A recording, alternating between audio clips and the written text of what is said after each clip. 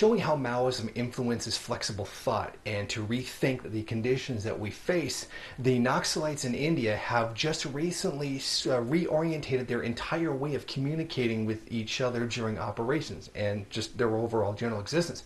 Mainly they've used cell phones to communicate with each other, but that has now proven to be a liability as police and government agents have now been able to trace where they are using their proximity to a cell phone tower.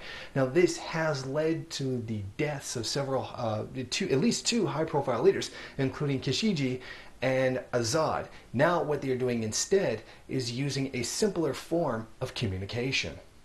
What they have switched to now is a series of code words that are handwritten and then passed to each other.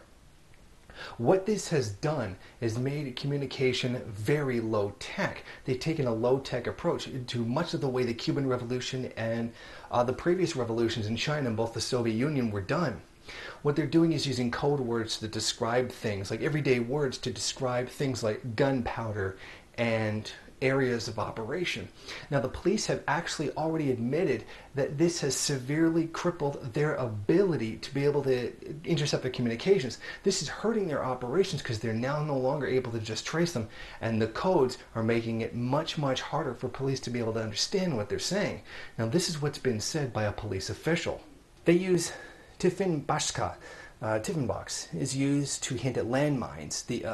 Too low dust to identify gunpowder. After the death of Shinji, the Maoists have become very cautious. They are not only lying low, avoiding kinds of interactions with the media, they are frequently changing their codes and strategy. Elish Mach 3 months back meant human target, but now the same word might stand for something else. These frequent changes are not letting the security forces gather enough information on the rebels. Initially, the letters seemed very irrelevant, but gradually we came to understand that all the letters are written in code languages. We could decode some of them. What we are seeing here is a very genius reorienting of tactics to overcome a disability.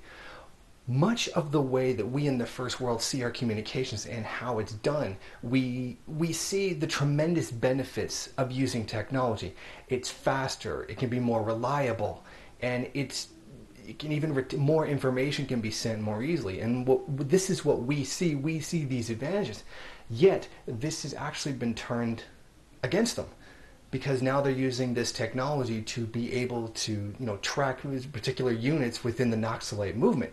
So we see that when they reorientate to a low-tech approach, in other words, going back to the way those who came before us do it, they're finding it to be much more successful when they're dumping technology, going back to the roots.